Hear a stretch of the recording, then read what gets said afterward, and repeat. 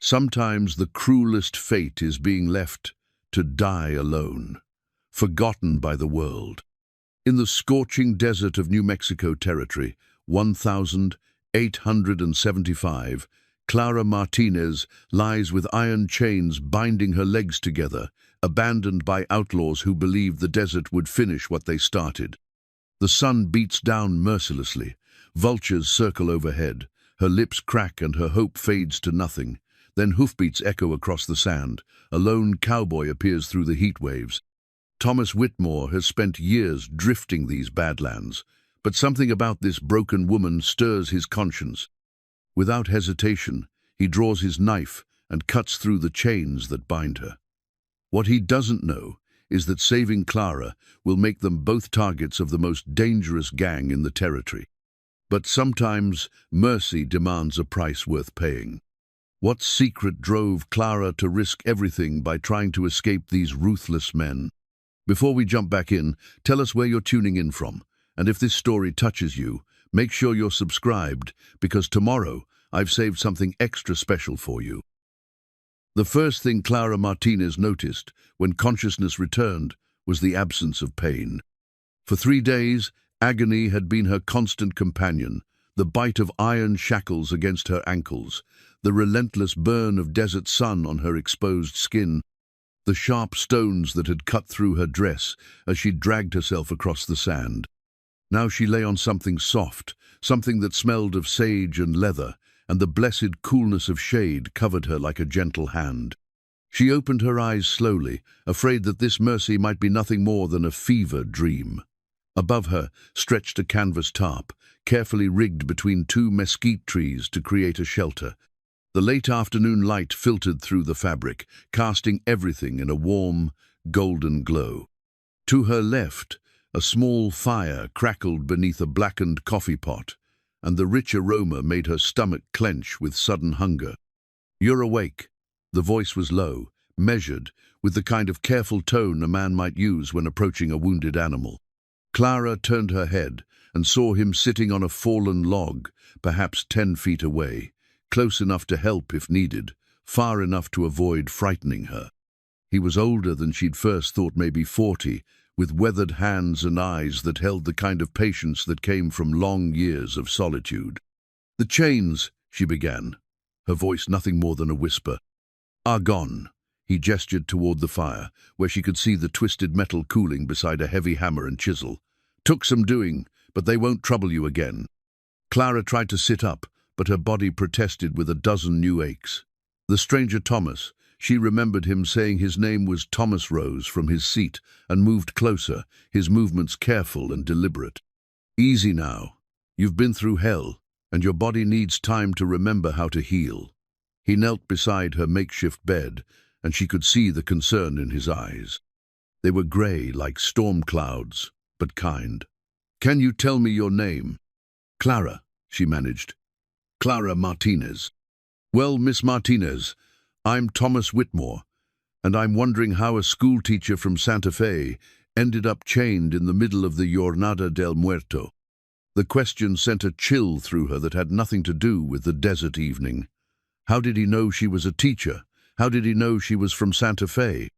Her confusion must have shown on her face, because Thomas reached into his vest pocket and withdrew a small, leather-bound book.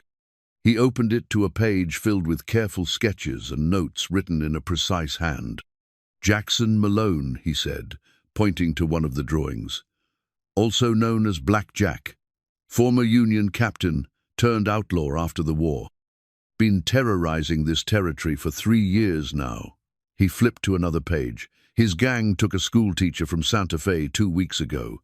Description matches you perfectly." Clara stared at the sketch, and the memories came flooding back with sickening clarity. The school board meeting where she'd first seen him, so charming and well-dressed, offering to donate money for new books. The way he'd lingered after the other board members had left, asking questions about her background, her family. She'd thought he was being kind, perhaps even interested in her as a woman. She'd been so terribly wrong. "He wasn't always Black Jack," she whispered. "When I knew him, he was just Jackson Malone." a successful businessman. He came to our school board meetings, made generous donations. Everyone respected him. Thomas's expression grew grim. Con men often start with respectability, makes it easier to get close to their marks. I wasn't his mark. Clara's voice gained strength as the memories crystallized. I was his witness. She told him about that terrible night 2 weeks ago, when she'd returned to the schoolhouse to retrieve some papers she'd forgotten. The building had been dark, but she'd seen lamplight coming from the board meeting room. Thinking someone had left a light burning, she'd gone to extinguish it. Instead, she'd found Jackson Malone standing over the body of Federal Marshal William Hayes, a bloody knife in his hand. Hayes had been investigating him, Clara continued, her voice growing steadier as she spoke. He'd come to the school that afternoon, asking questions about Jackson's donations, where the money really came from. I told him about the meetings, the times Jackson seemed to know things about territorial politics that didn't match his story of being a simple businessman. Thomas nodded slowly. Hayes was a good man, been tracking Blackjack's operation for months. What happened after you saw the body? I ran. The shame in her voice was palpable. I should have stayed, should have fought, but I was so frightened. I made it almost to the door before he caught me. He told me I'd seen too much, that I was going to disappear just like the marshal. That's when his men came, 3 of them, all armed. They tied me up and threw me in the back of a wagon. She closed her eyes, remembering the nightmare journey that had followed. Days of traveling by night, hidden beneath a canvas tarp, given just enough water to keep her alive. The gradual realization that they were taking her deeper into the desert, farther from any hope of rescue. The moment when Black Jack had decided that killing her outright was too merciful, that the desert would be a more fitting executioner. They chained me to that rock at dawn, she said. Black Jack told me it was fitting justice for a woman who couldn't mind her own business. He said the buzzards would pick my bones clean, and no one would ever know what happened to the schoolteacher who saw too much.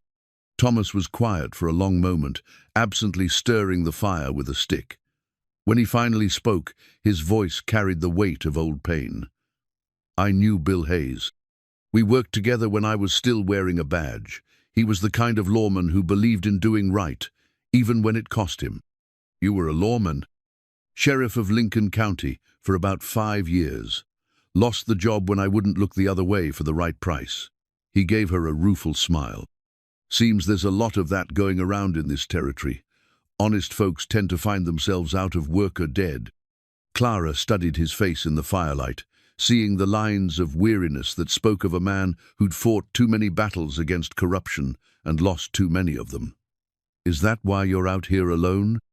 In the desert? Among other reasons. Thomas stood and moved to his saddlebags, returning with a small bottle of whiskey and a clean cloth. This might sting, but we need to clean those cuts on your ankles where the chain's rubbed. Infection sets in fast in this heat. As he knelt beside her and began gently cleaning her wounds, Clara found herself studying his face more closely. There was something about the careful way he moved, the methodical nature of his care, that spoke of experience with tending to injuries. But there was also a gentleness there, a quality of compassion that seemed at odds with the harsh environment that had shaped him. You didn't have to save me, she said softly. You could have ridden past, avoided the trouble. Thomas paused in his work, meeting her eyes. No, ma'am, I couldn't have. A man's got to live with his choices, and I've made enough bad ones to know the difference. He returned to cleaning her wounds, his touch gentle but thorough. Besides, leaving you to die would have made me no better than Black Jack and his men. As the sun continued its descent toward the horizon, painting the desert in shades of gold and crimson, Clara felt something she hadn't experienced in Weekshope. Not just for survival, but for the possibility that good people still existed in this harsh world. Thomas Whitmore might be a stranger, might be a man with his own troubled past, but he'd chosen to help her when he could have easily ridden away. What happens now? She asked. Thomas capped the whiskey bottle and sat back on his heels. Now we get you strong enough to travel. Black Jack's going to figure out eventually that you didn't die out there like he planned. When he does, he'll come looking. We need to be long gone before that happens. Where will we go? I've got a few ideas, places where a man can disappear if he needs to. But first, you need rest and food. Tomorrow, we'll start thinking about the future. As night fell over the desert, Clara found herself watching Thomas as he moved around their small camp, checking their supplies, tending to his horse, keeping watch for any sign of pursuit. He moved with the quiet confidence of a man accustomed to solitude, but she could see the way his eyes constantly scanned the horizon, alert for danger. She thought about the life she'd left behind in Santa Fe, small schoolhouse where she'd taught children to read, the tidy room she'd rented from Mrs. Place. Henderson, the quiet routine that had given her purpose after so much loss. Her parents had died when she was 22, victims of a cholera outbreak that had swept through their small town in Texas. Teaching had been her way of honoring their memory, of giving something back to the world that had taken so much from her. Now that life was gone, destroyed by one terrible moment of being in the wrong place at the wrong time. But as she watched Thomas Whitmore maintain his vigilant watch over their camp, she realized that perhaps destruction could also be a form of liberation. The chains that had bound her in the desert were gone, but so were the invisible chains of her old life, the expectations, the limitations, the safe boundaries that had kept her from truly living. The desert wind picked up, carrying with it the scent of sage and the distant promise of rain. Clara pulled the blanket Thomas had given her closer around her shoulders and closed her eyes, allowing herself to believe that tomorrow might bring something better than mere survival. For the first time in weeks, she fell asleep without fear, trusting in the protection of a man who had chosen mercy over convenience, hope over despair. In the morning, she would begin to discover just how much that choice would cost them both. Clara woke to the sound of Thomas saddling his horse, the leather creaking softly in the pre-dawn darkness. She'd slept better than she had in weeks, but her body still ached from the ordeal. As she sat up, she noticed something that made her heart race. Fresh hoofprints in the sand around their camp. Too many to belong to just Thomas's horse. "They found us," Thomas said without looking up from his work. His voice was calm, but she could see the tension in his shoulders. "Tracked us during the night, but didn't attack. That means they're being careful, which means they know who I am." Clara's blood ran cold. "How many?" "3, maybe 4. They circled us twice, then rode back the way they came. They're reporting back to Black Jack." He finished cinching his saddle and turned to face her. "We need to move. Now." As they broke camp with practiced efficiency, Clara noticed that Thomas moved differently than he had the night before. Gone was the patient, gentle manner of the caretaker. In its place was something harder, more focused, the bearing of a man who had faced death before and knew its rhythms. "There's something else you need to know," Clara said, as she helped him pack their meager supplies. "About why Black Jack really kept me alive." Thomas paused, his hands stilling on the rope he'd been coiling. "Go on." "I didn't just witness him killing Marshal Hayes. I heard their conversation beforehand. Black Jack was selling information about federal gold shipments to Apache raiders. Hayes had figured it out, had evidence. Black Jack killed him to keep him quiet, but he needed to know what Hayes had already reported back to his superiors. And he thought you might know. He spent 3 days trying to get me to talk. When I couldn't tell him what he wanted to hear, he decided I was more useful as a warning to others." A schoolteacher who disappeared after asking too many questions. Clara's voice grew stronger as she spoke. "But there's more. I do know something he doesn't think I know." Thomas stopped what he was doing entirely, giving her his full attention. "The night before the murder, I was grading papers late in the schoolhouse.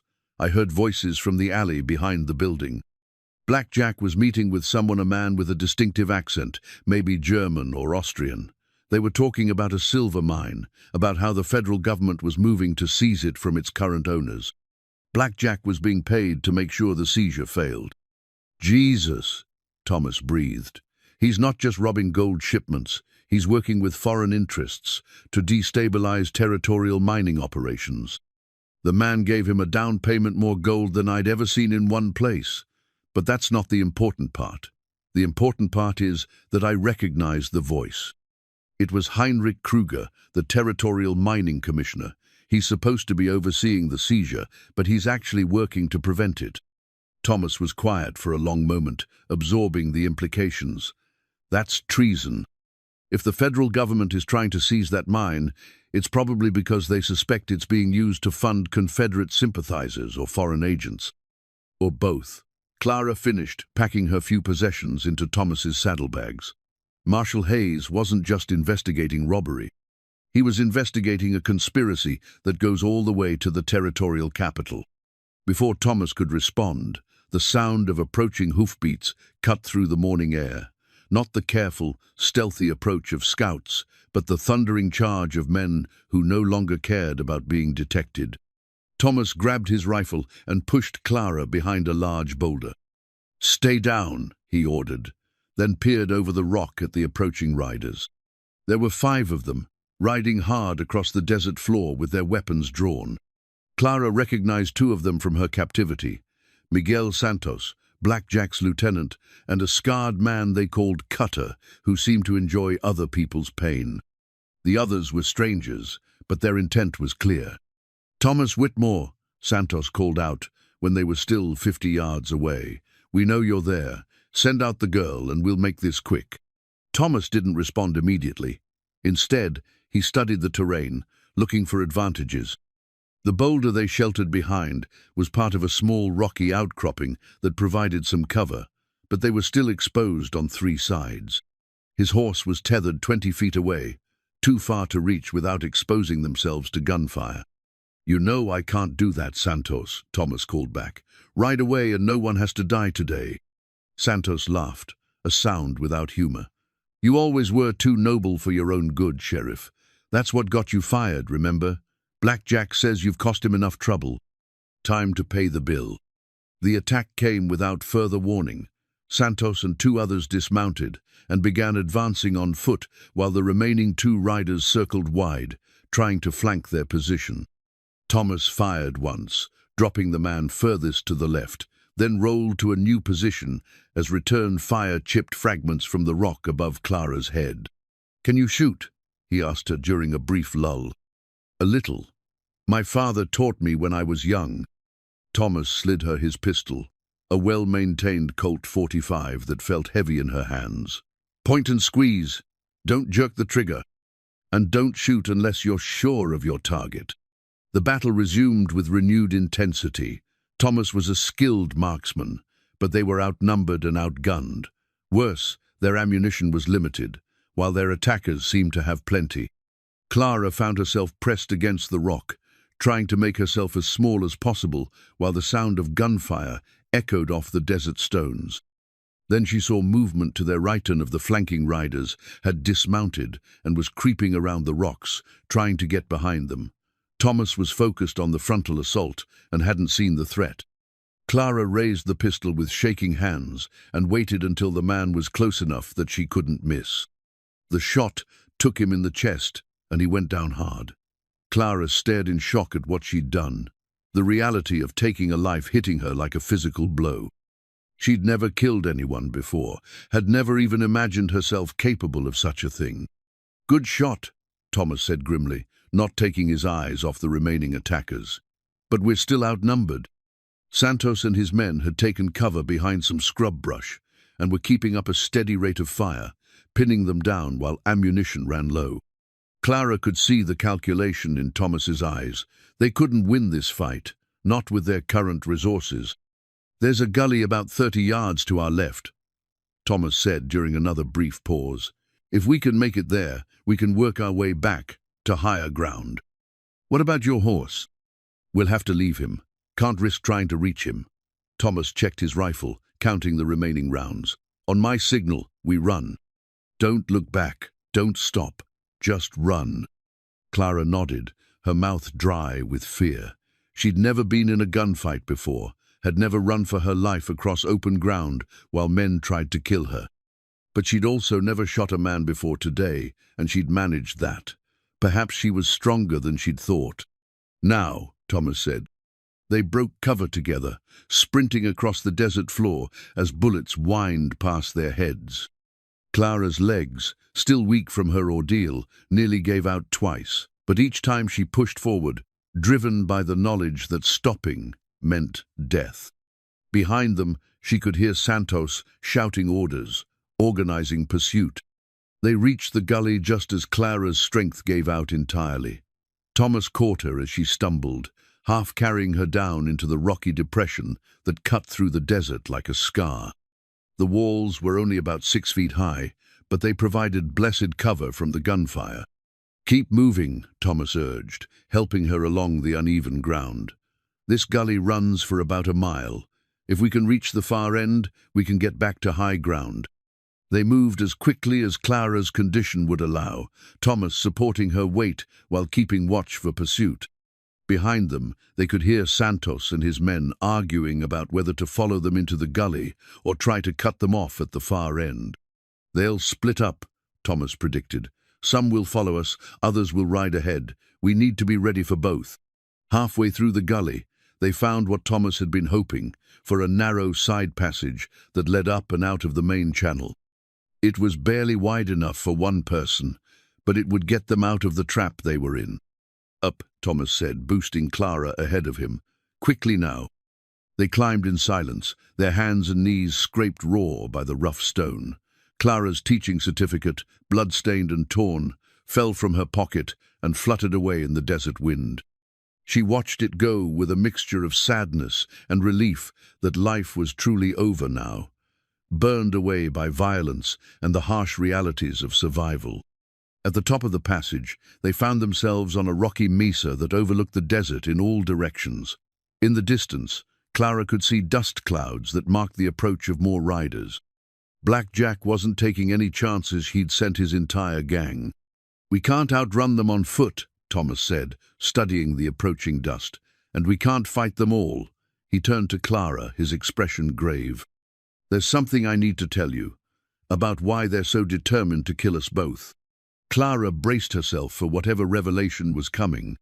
"I'm not just a former sheriff," Thomas continued. "I'm the man who killed Black Jack's brother during a bank robbery 5 years ago. He's been hunting me ever since, waiting for the right moment to take his revenge. By saving you, I've given him the perfect opportunity." The weight of this knowledge settled on Clara like a stone.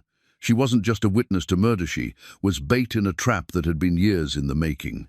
But instead of feeling betrayed, she found herself angry. Angry at Black Jack for his cruelty, angry at the corruption that had driven good men like Thomas from their posts, angry at a world that seemed determined to crush anyone who tried to do right.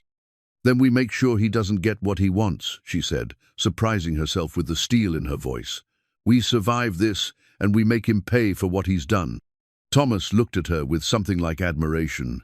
"You're stronger than you know, Clara Martinez. But strength alone won't be enough.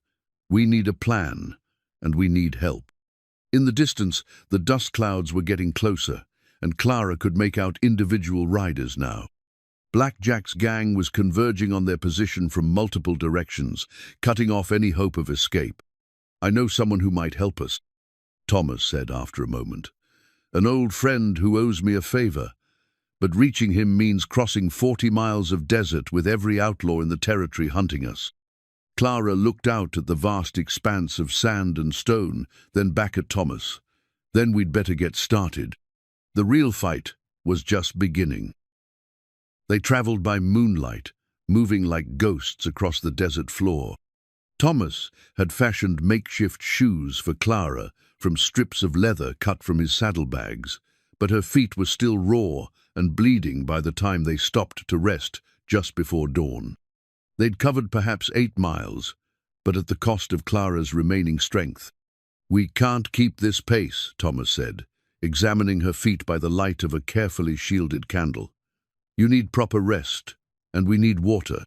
There's a settlement about 2 miles northeast San Miguel. It's not much, just a few families and a trading post, but they might help us." Clara winced as he cleaned a particularly deep cut on her heel. What if Black Jack's men are already there? "It's possible, but we don't have much choice. You're in no condition to cross the desert on foot, and I can't carry you the whole way." Thomas capped his water bottle, now nearly empty. Besides, there's something else we need to consider. If Black Jack is really working with foreign agents, then there are people in Santa Fe who need to know about it. Marshall Hayes is dead. Who else would believe us? Judge Samuel Morrison. He's been fighting corruption in the territorial government for years. If anyone would listen to our story and act on it, it would be him. Thomas helped Clara to her feet, supporting her weight as they prepared to move again. But first, we need to survive long enough to reach him. The settlement of San Miguel consisted of a dozen adobe buildings clustered around a small well. As they approached, Clara could see smoke rising from several chimneys, and the sound of children's voices carried on the morning air. It looked peaceful, almost idyllic, exactly the kind of place that would suffer terribly if outlaws decided to use it as a battlefield. There, Thomas pointed to a modest building with a cross mounted above the door. Father Martinez runs a small mission there. He's a good man, and he won't turn away people in need. As they walked toward the mission, Clara noticed Thomas's hand never strayed far from his gun. Despite the peaceful appearance of the settlement, he remained alert for trouble. That caution proved justified when they rounded the corner of the church and found themselves face to face with a family under siege. 3 men on horseback had surrounded a small adobe house.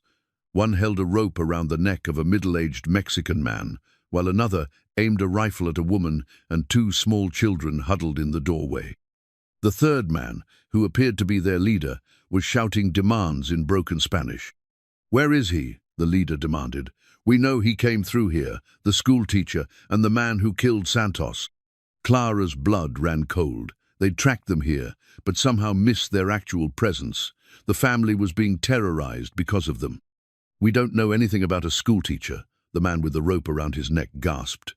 "Please, my children." "Your children will be fine if you tell us what we want to know," the leader said. "But if you're lying to us, well, accidents happen." Thomas moved so quickly that Clara almost missed it. One moment he was beside her, the next he was behind the leader, his knife at the man's throat. The transformation was startling. Gone was the gentle protector who had tended her wounds. In his place was someone harder, more dangerous. "Let him go," Thomas said quietly. "Now." The man with the rifle started to swing his weapon toward Thomas, but froze when he saw the deputy's star pinned to Thomas's vest. Clara blinked in surprise as she hadn't seen him put it on. "You're making a mistake, Sheriff," the leader said, but his voice lacked conviction. "Black Jack's got $1,000 on your head, dead or alive. And you're about to find out why I'm still breathing while better men than you are feeding the worms," Thomas replied. "Your friend there is going to lower his rifle real slow, and you're going to tell your man to release that rope. Then you're all going to ride out of here and forget you ever saw this place." "You can't fight all of us," the leader protested. "Maybe not, but I can damn sure kill you before your friends know what happened. Question is, are you worth dying for a bounty you'll never collect?" The tension stretched taut for what felt like hours, but was probably only seconds. Then the man with the rifle slowly lowered his weapon, and the one holding the rope loosened it enough for the Mexican man to breathe freely. "This isn't over," the leader said as Thomas stepped back, but the threat sounded hollow. "Yes, it is," Thomas replied, "and if I see any of you within 50 miles of this settlement again, I'll consider it a personal insult." The 3 men mounted their horses and rode away, but Clara could see they were angry rather than defeated. They'd be back, probably with reinforcements. "You saved our lives," the Mexican man said, rubbing his throat where the rope had left marks. "How can we repay you?" "By forgetting we were ever here," Thomas said. "Those men will be back, and when they come, you need to be able to tell them honestly that you haven't seen us." The man nodded, understanding. "There is a placia cave in the hills about 3 miles south. My grandfather used to hide there during the Apache Wars. It has water and shelter. You could rest there safely." "Thank you," Clara said, stepping forward. "I'm sorry we brought trouble to your home." "Trouble was already coming," the man replied. "At least now we know to be ready for it." As they prepared to leave, the woman from the doorway approached Clara. She was about 40, with kind eyes and calloused hands that spoke of a life of hard work. "You are the school teacher," she said quietly. My sister's children attend school in Santa Fe. They spoke of a Señorita Martinez who was kind to them. Clara nodded, unsure what to say. My name is Rosa Chavez. Those men, they are looking for you because you saw something, yes? Something that frightened them. Yes. Rosa studied her for a moment, then pressed something into Clara's hand, a small wooden cross, worn smooth by years of handling. My grandmother gave this to me when I was your age. She said it would protect me from evil men. Perhaps it will do the same for you. Clara felt tears prick her eyes. I can't take this. It's too precious. That is why you must take it. Evil men like those who just left, they think they can frighten us into silence. But there are more of us than there are of them. You must remember that. As they made their way toward the hills, Clara found herself thinking about Rosa's words. She'd spent so much time focused on her own fear, her own survival, that she'd forgotten about the bigger picture. Black Jack wasn't just threatening her, he was threatening everyone who might stand up to him. The cave Rosa's husband had told them about was more than just a hiding place. It was a reminder that even in the darkest times, there were people willing to help, willing to stand up for what was right. The wooden cross in Clara's pocket felt warm against her fingers, a tangible connection to that truth. You did well back there, she told Thomas, as they climbed the rocky path. The way you handled those men, it was like watching a different person. Thomas was quiet for a long moment. That's because it was a different person.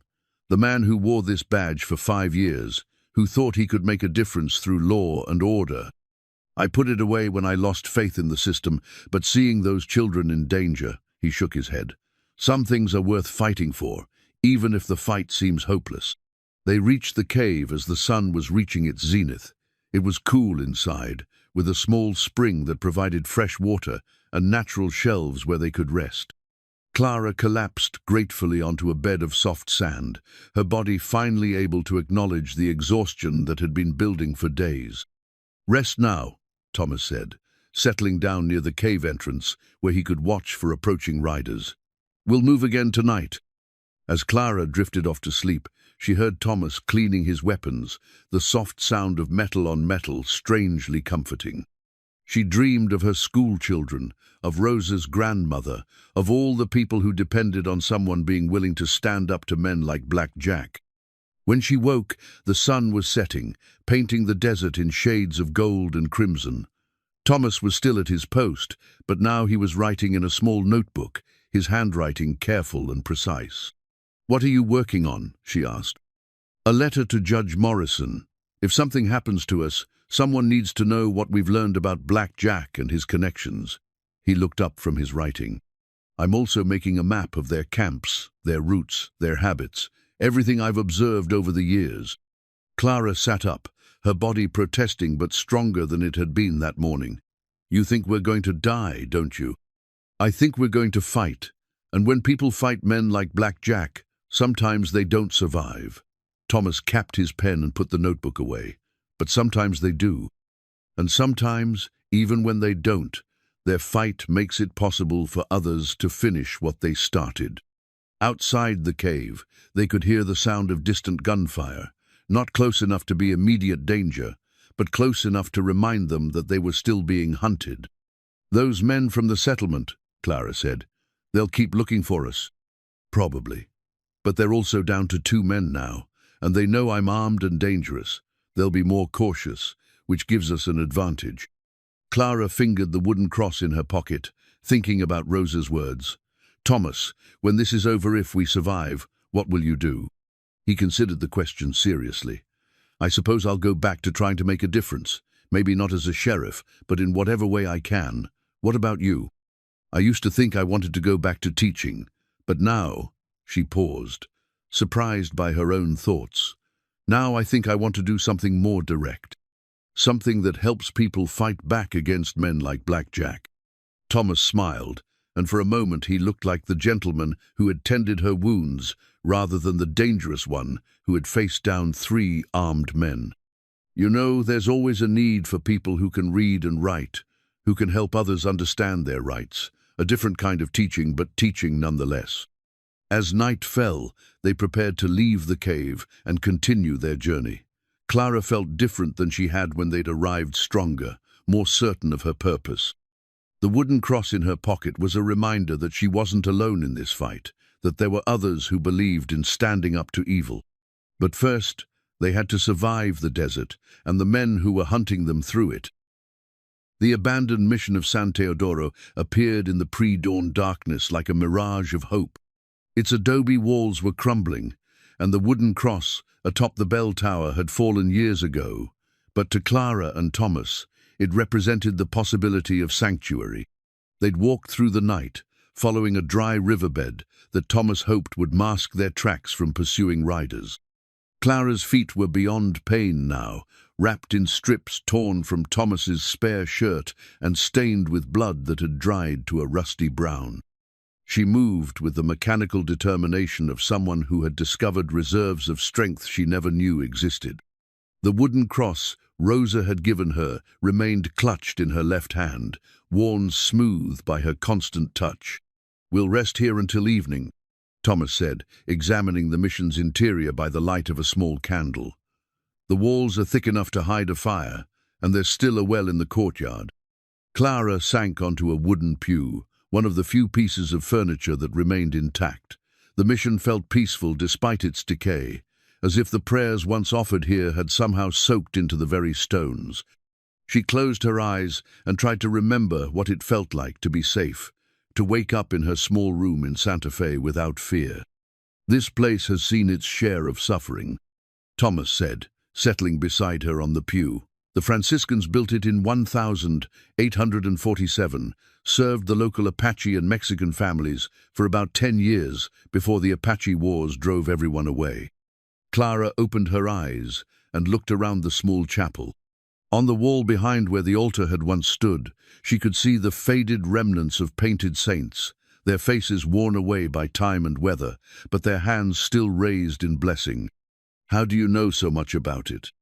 "I helped evacuate the last families when I was a deputy. That was 15 years ago, but I remember the priest, Father Jose. He didn't want to leave, said his flock needed him. Took 3 of us to convince him that staying meant dying." Thomas rose and moved to a small alcove where a statue of the Virgin Mary still stood. Her blue robes faded, but her expression of compassion unchanged. From his vest pocket, he withdrew his mother's rosary, the same one Clara had noticed him carrying, but had been too polite to ask about. "My wife Elena was buried with her rosary," he said quietly. "This one belonged to my mother. She gave it to me when I left home to become a lawman, said it would keep me on the right path." He smiled sadly. "She died before she could see how wrong she was about that." Clara studied his profile in the candlelight, seeing the grief that he carried like a physical weight. "What happened to your wife?" "Childbirth. The baby too, a boy we'd planned to name Samuel after my father." Thomas's voice grew thick with emotion. "The doctor said there were complications, things that might have been prevented if we'd been closer to a real hospital. But Elena loved our little ranch, didn't want to move to town, even when she started showing." He was quiet for a long moment, absently fingering the rosary beads. "She died holding my hand, telling me not to blame myself. But I did anyway. If I'd been a better husband, a better provider, maybe I could have given her the care she needed." Clara felt her heart ache for him. She'd lost her parents to disease, but that had been quick, unexpected. Thomas had watched his wife and unborn child slip away slowly, helplessly.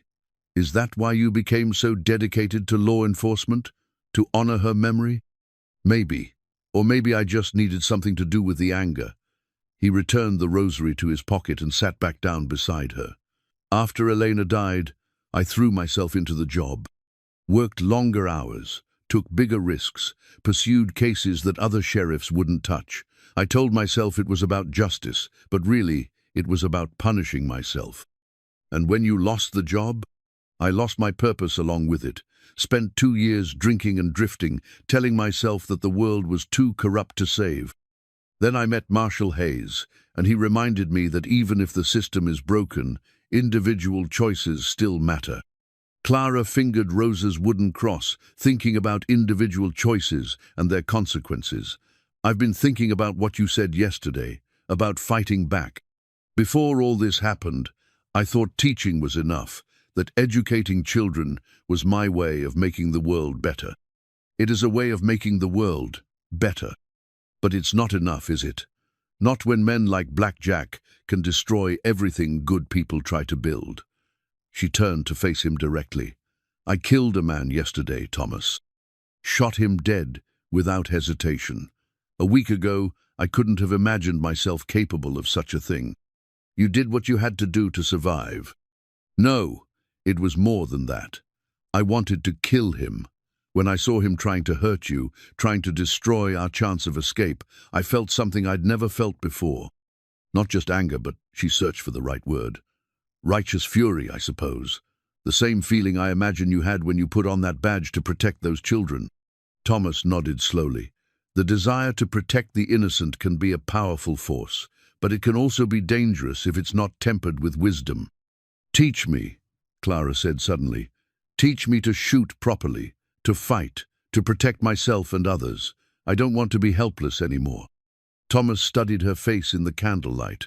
Are you sure? Once you start down that path, it changes you. There's no going back to being the person you were before. That person is already gone. She died in the desert with those chains. Clara's voice was steady, certain. I want to become someone who can stand up to men like Black Jack, someone who can protect people like Rosa's family. For the next several hours, as the sun climbed toward its zenith outside the mission walls, Thomas began Clara's education in the practical arts of survival and self-defense. He showed her how to properly clean and load a pistol, how to sight down the barrel and compensate for distance and wind. Her hands, which had once held only chalk and books, learned the weight and balance of weapons. Don't think of it as learning to kill, Thomas advised as she practiced her stance. Think of it as learning to protect. The mindset matters more than the skill, because it's what will give you the strength to act when the moment comes. They used empty bottles they found in the mission's storage room for target practice, muffling the sound with thick adobe walls. Clara's first shots went wide, but she improved quickly. Her schoolteacher's precision served her well. She had steady hands and the patience to practice the same motion over and over until it became natural. You're a natural, Thomas said after she'd shattered 3 bottles in a row. Better than most deputies I've trained. Clara felt a flush of pride, followed immediately by a pang of sadness. How strange that her greatest aptitude outside of teaching should be for something so violent. But then she thought of the children she'd taught, of Rosa's family, of all the innocent people who suffered because no one was strong enough to protect them. As the afternoon wore on, Thomas shared other skill show to move quietly across different types of terrain, how to read tracks and signs of pursuit, how to find water and shelter in the desert. Clara absorbed it all with the same intensity she'd once brought to lesson planning, understanding that her life might depend on remembering these details. There's something else you need to understand, Thomas said as they shared a sparse meal of jerky and water. What we're doing, standing up to Black Jack and his organization, it's not just about revenge or even justice, it's about hope. Hope. People like Rosa and her family, they need to believe that good can triumph over evil. When they see corrupt lawmen and crooked officials, when they watch outlaws terrorize their communities without consequence, they start to lose faith in the possibility of justice. But when they see someone willing to fight back, to risk everything for what's right, that gives them hope.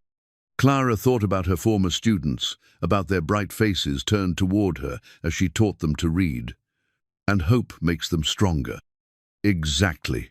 A community with hope is a community that can resist corruption, that can build something better.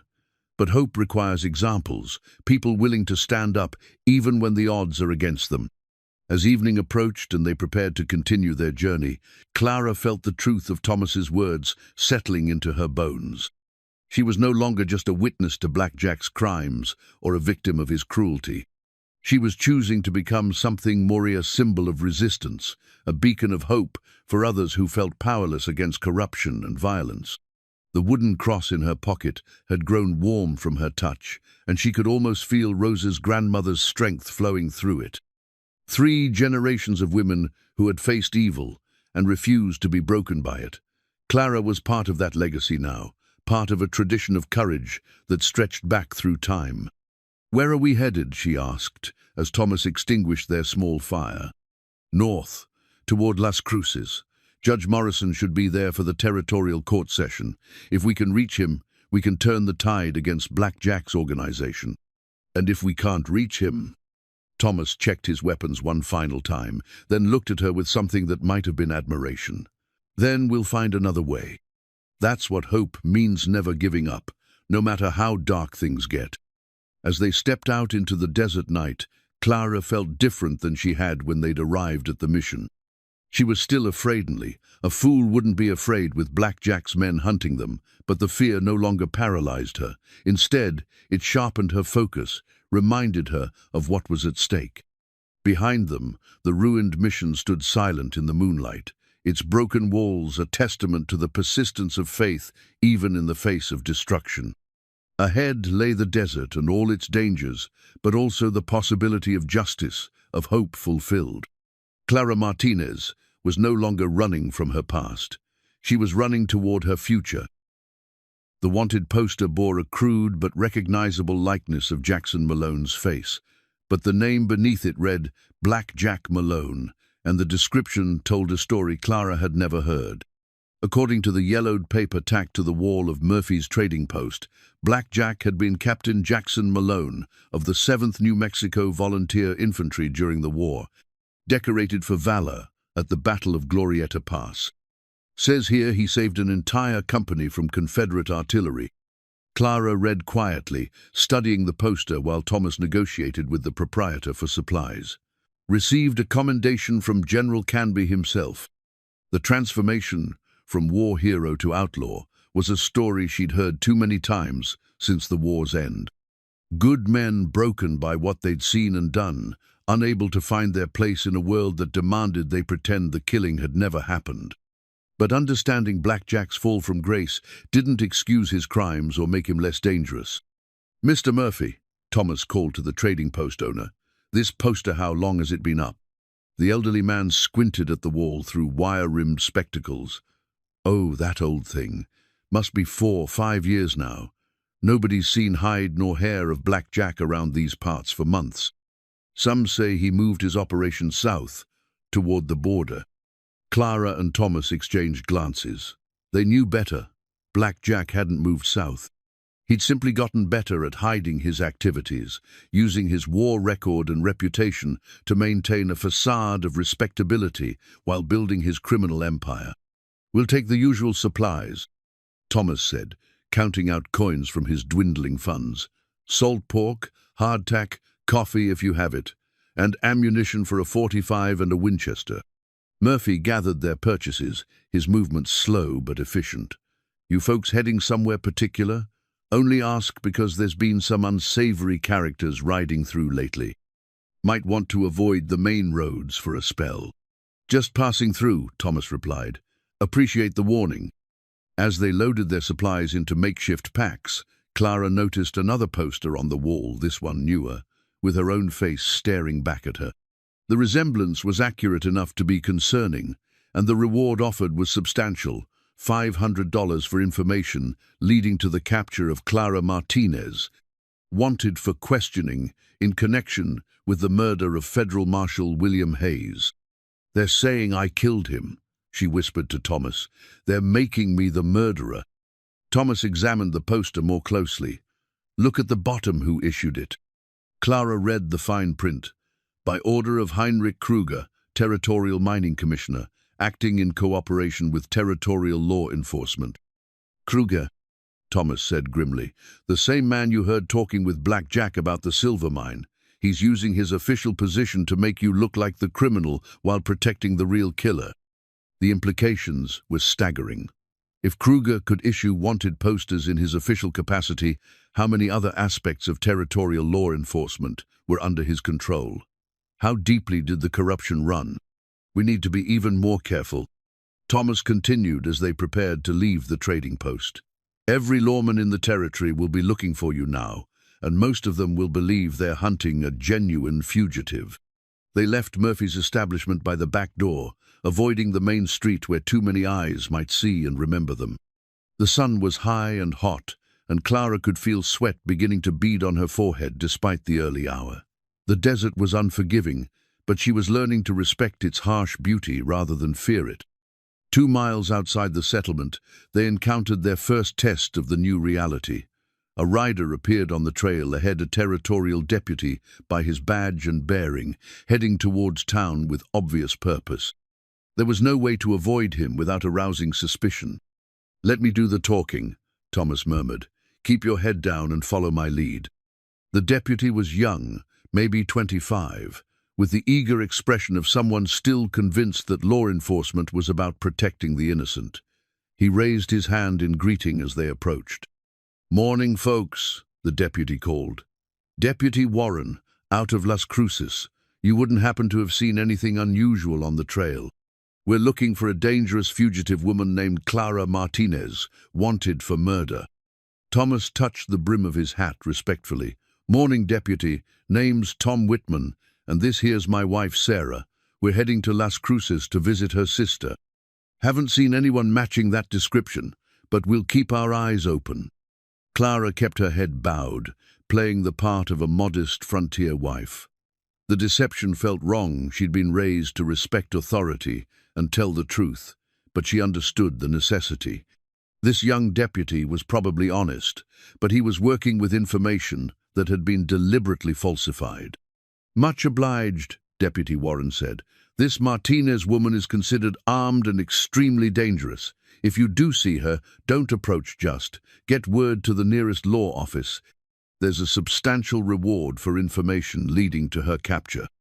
"We'll remember that," Thomas assured him. "Appreciate the warning." As the deputy rode on toward town, Clara felt the weight of being hunted by the very people who should have been protecting her. The poster had transformed her from victim to villain, from witness to wanted criminal. It was a masterful piece of manipulation, and she could see Black Jack's hand in every detail. "How many more like him?" she asked Thomas once the deputy was out of earshot. "Too many. Most territorial lawmen are honest, but they're working with information controlled by men like Kruger. They think they're upholding justice when they're actually serving corruption." They walked in silence for several miles, each lost in their own thoughts. Clara found herself thinking about the young deputy, about his obvious dedication to his job. In another life, he might have been someone she could trust, someone who would listen to her story and act on it. But Black Jack's manipulation had poisoned even that possibility. "There has to be someone," she said finally. "Someone in authority who can't be bought or fooled." "Judge Morrison," Thomas replied without hesitation. "He's been fighting corruption since before the war. If anyone can see through Kruger's lies, it's him. And if we can't reach him—" Thomas was quiet for a long moment, considering possibilities. "Then we find another way. There are still good people in positions of power: federal marshals, territorial administrators, military commanders. The trick is finding them before the corrupt ones find us." As they crested a small hill, Clara caught sight of something that made her heart sink. A dust cloud on the horizon, moving in their direction. Multiple riders traveling fast, and from the direction they'd come, it was likely they'd spoken with Deputy Warren. "Company," she said, pointing toward the approaching dust. Thomas shaded his eyes with his hand, studying the distant riders. 4, maybe 5 of them, moving too fast to be casual travelers.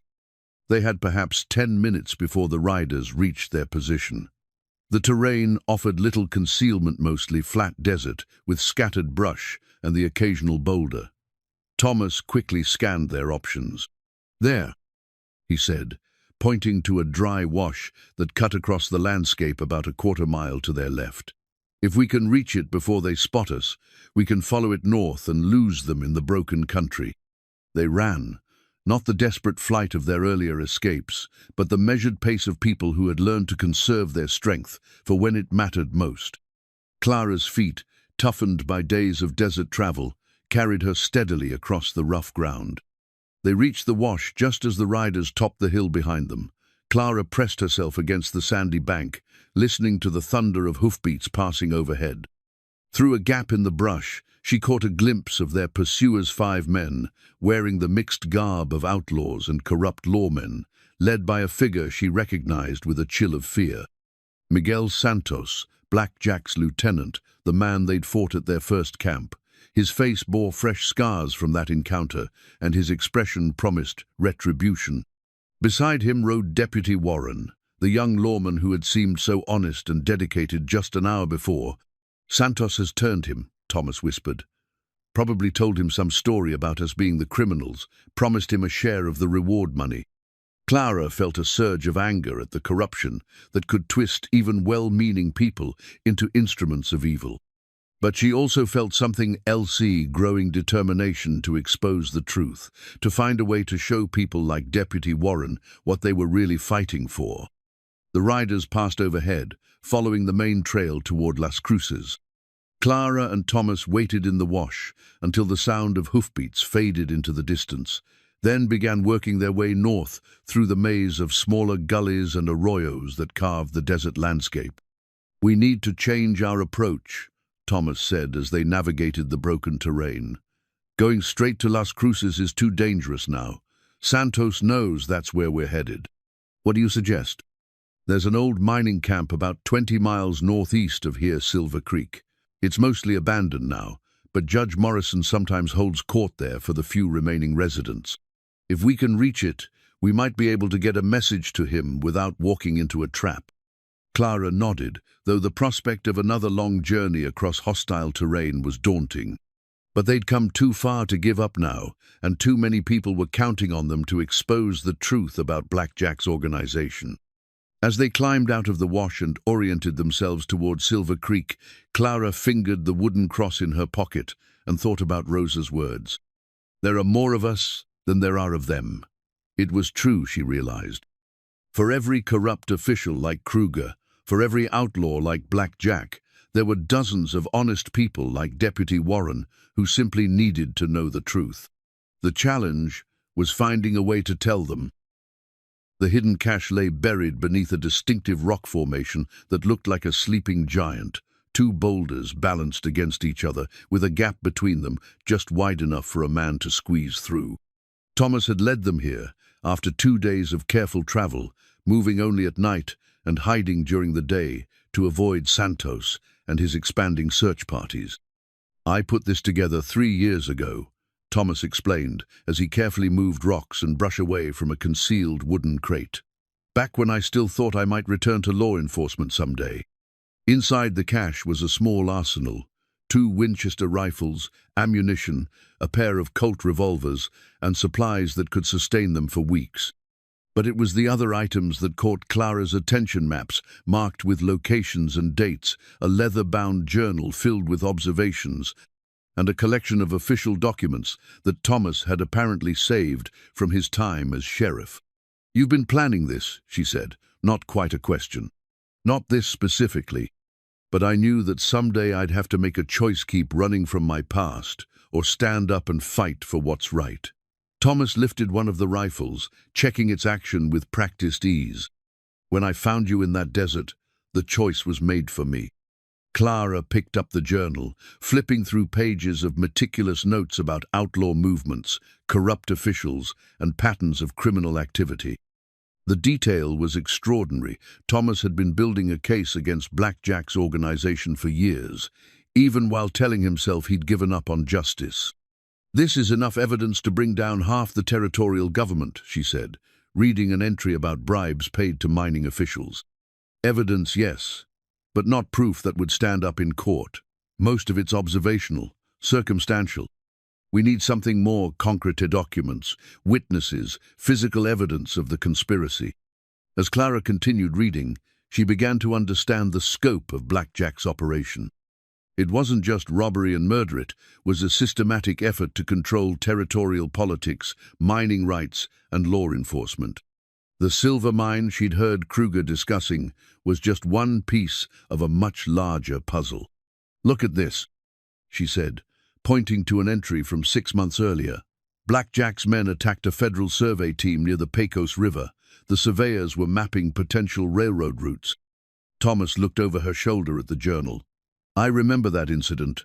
3 surveyors killed, their equipment destroyed. The territorial government blamed it on Apache raiders, but I never believed that story. What if it wasn't about hiding silver mines? Clara said, her mind racing. What if it was about controlling where the railroad gets built? Think about how much money would be involved in railroad contracts, land speculation, mining rights along the proposed routes. The implications were staggering. If Blackjack's organization could influence where the railroad was built, they could make fortunes buying up worthless land that would suddenly become valuable. They could also ensure that mines owned by their allies got access to transportation while competitors were left isolated. That would explain the foreign connection, Thomas said slowly. European investors have been pouring money into American railroad development. If someone could guarantee them inside information about routes and contracts, they'd pay handsomely for it. Clara closed the journal, her expression grim. We're not just dealing with a gang of outlaws. We're dealing with a conspiracy that could affect the entire territory's development. Thomas began distributing weapons and ammunition, his movements efficient and methodical. All the more reason to get this information to Judge Morrison. He has connections in Washington federal officials who could act on evidence of this scope. Clara hefted one of the revolvers, feeling its weight in her hand. After days of practice, the weapon no longer felt foreign to her. She checked the cylinder, loaded it properly, and secured it in the holster Thomas had provided. The transformation from schoolteacher to armed fugitive was complete, but she no longer mourned the woman she'd been. That woman couldn't have survived what they'd faced, couldn't have done what still needed to be done. There's something else in here, Thomas said, reaching deeper into the cache. He withdrew a small metal box, which he opened to reveal a collection of badges and official documents. My commission papers, letters of recommendation, testimony from cases I'd worked. If we can reach someone in federal authority, these might help establish my credibility. Among the papers was something that made Clara's breath catch, a letter of commendation from Federal Marshal William Hayes, praising Thomas's integrity and dedication to justice. The irony was bitter. Hayes had been murdered by the same man Thomas was now hunting, and his words of praise might be the key to bringing that murderer to justice. Hayes believed in you, she said, showing him the letter. Thomas read it quietly, his jaw tightening with emotion. He was a good man, deserved better than what Blackjack gave him. They spent the rest of the morning organizing their supplies and planning their approach to Silver Creek. The abandoned mining camp was still 20 miles away, across terrain that would be difficult to traverse while avoiding patrols. But Thomas had studied the area extensively, and he knew routes that would keep them away from the main trails. There's something I need to teach you, he said as they prepared to leave the cache. Something I should have taught you days ago. Clara looked up from checking her pack. What? How to kill quietly. Thomas's expression was deadly serious. If we're captured, they won't just kill us. They'll torture us first, try to find out what we know and who we've told. We can't let that happen. The lesson that followed was grim, but necessary. Thomas showed her how to approach a sentry silently, where to strike for maximum effect, how to use a knife when a gun would make too much noise. Clara's hands shook the first time she practiced the motions, but she forced herself to learn. She'd already killed one man to protect Thomas, had to be prepared to do it again if necessary. The key is not to think of them as people, Thomas advised as she practiced. Think of them as obstacles between you and the innocent people you're trying to protect. Focus on the mission, not the individual. Clara nodded, though the advice sat uneasily with her. She'd been raised to see the humanity in everyone, to believe in redemption and second chances. But she was learning that some people chose to forfeit their humanity, and when they did, others had to be strong enough to stop them. As they set out from the cache, traveling by daylight for the first time in days, Clara felt the weight of the weapons she carried and the knowledge she'd gained. They were no longer just running from Blackjack's men, they were actively hunting them, gathering intelligence, preparing for a confrontation that would determine the fate of the entire territory. The sun was brutal, but Clara had learned to move with the desert's rhythms, to conserve water and energy, to find shade where none seemed to exist. Her feet, once soft and pampered, now carried her steadily across the roughest terrain. Her hands, once smooth from a life of indoor work, were calloused from handling weapons and tools. "You've changed," Thomas observed as they paused to rest in the shade of a large boulder. "So have you. When I first saw you, you seemed like a man running from something. Now you're running toward it." Thomas smiled, the expression transforming his weathered features. "Maybe we're both becoming who we were always meant to be." As they resumed their journey, Clara thought about his words. Maybe he was right. Maybe the gentle schoolteacher had always carried within her the seed of the fighter she'd become. Maybe Thomas's exile in the desert had been preparation for this moment, when his skills and knowledge would be needed to serve justice. In the distance, she could see the mountains that surrounded Silver Creek, their peaks stark against the desert sky. Somewhere in those mountains, Judge Morrison might be holding court, dispensing justice to the few remaining residents of the mining camp. If they could reach him, if they could convince him to listen, they might finally have a chance to turn the tide against Black Jack's organization. But first, they had to survive the journey, and as Clara scanned the horizon for signs of pursuit, she knew that their enemies were closer than ever, more desperate than ever, and more dangerous than ever. The final confrontation was coming, and everything they'd learned, everything they'd endured, would be tested in the crucible of that approaching battle. The letter was hidden in the lining of Clara's torn dress, sewn there so carefully that even she had forgotten it existed, until the fabric finally gave way during their climb up the mountain trail. As the small oilskin packet fell to the ground, Thomas stooped to retrieve it, his expression curious. "What's this?" he asked, holding up the waterproof pouch.